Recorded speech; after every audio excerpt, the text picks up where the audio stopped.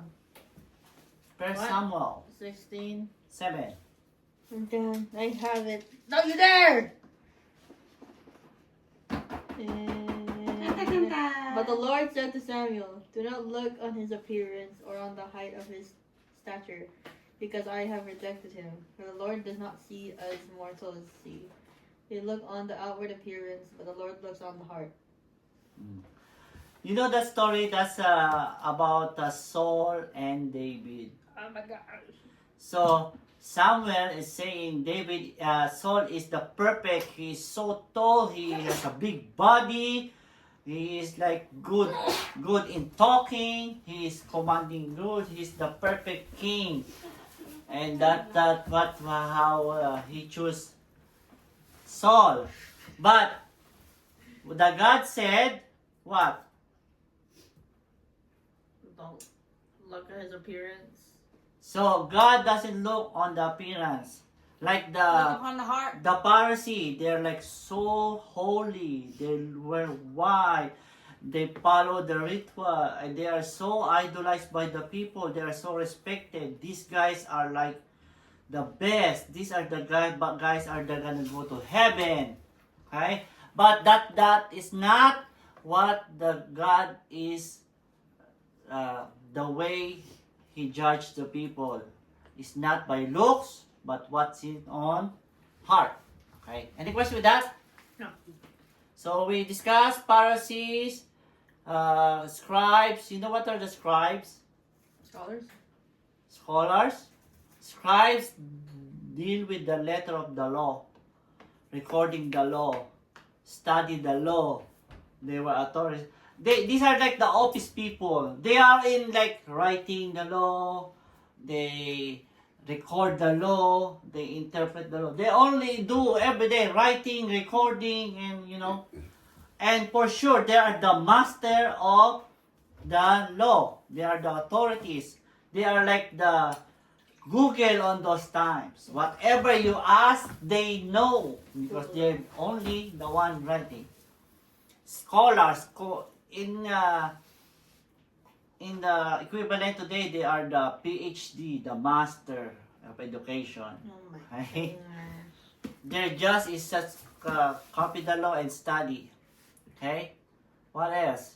They originally came from the tribe of Levi. Of course. Of course. Why? Why Levi? Who do you know from Levi tribe?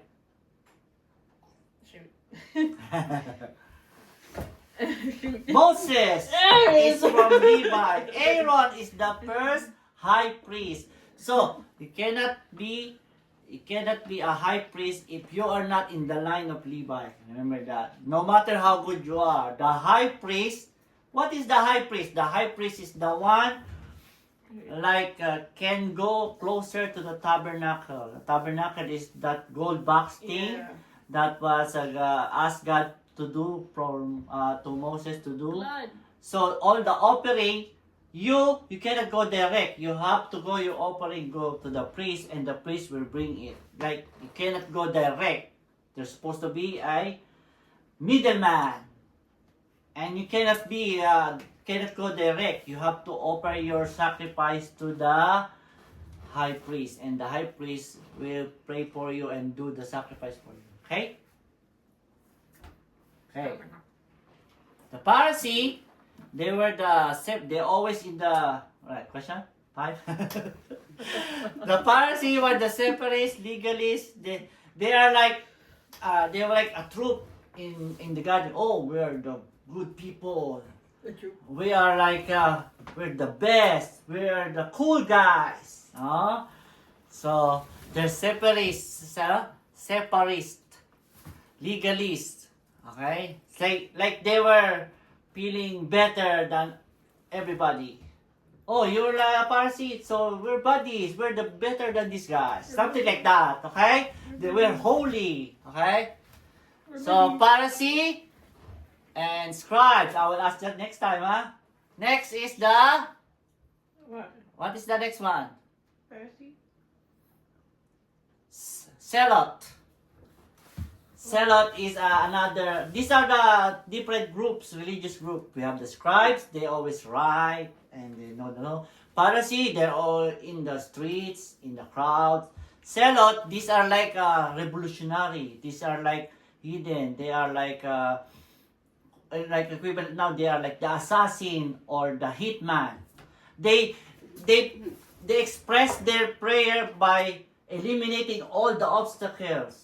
The Roman officials, they're always their target because the Roman is the one blocking how them to praise God or to go to the temple. Like these are the obstacles we have to eliminate. That's how they praise God.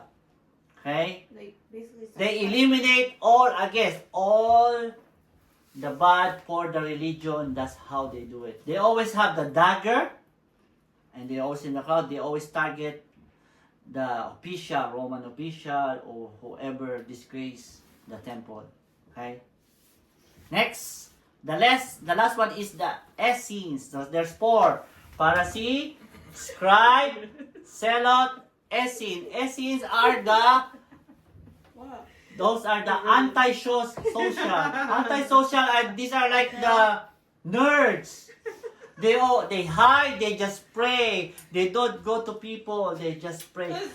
These are like now are the monks. The monks, when you're a priest and you're gonna go in a forest, you're gonna plant, you pray, you work on the field, plant and harvest, then pray, only pray and harvest, work. That's the simple life. You don't engage with outer people because they see outer people are contaminated.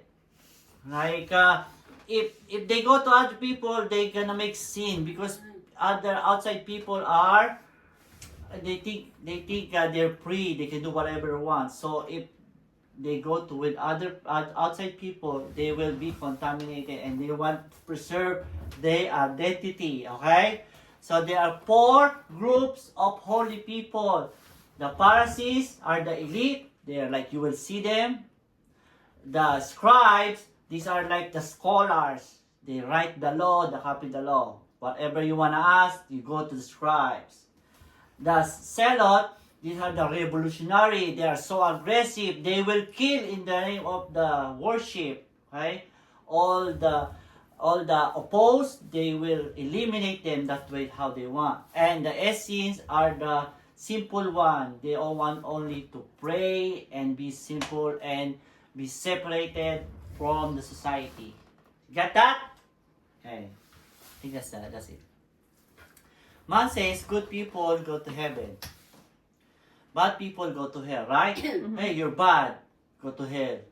Oh, you're good. God. You're good. You're gonna go to heaven. So, di ba that's what they're saying? That's what. Oh, how can you go to heaven? Oh, be good. If you don't do good, you're not going to heaven. That's how man says. Okay? But Jesus says, what? Same thing? What Jesus said? Unless your righteousness exceeds the scribe, the Pharisees, you will not enter the kingdom of heaven. Do they say, but they don't follow their example? So what's wrong with the Pharisee? They know the law, they know how to do good, they can advise you the right thing to do, but the problem, They're too prideful. We don't do it by heart. they do it by heart. They just good at that, but they don't feel it. They are just like good on lesson, but they don't know how to actual it, how to do it on actual. Okay? Any question with that? No. Any clarification? No. Any addition? Hindi. May quiz tayo next time. Mm. Can you answer without without choices? Mama can. Okay, I think that's it. I see. Okay. End of slide. End of slide. Next. Wow, exactly.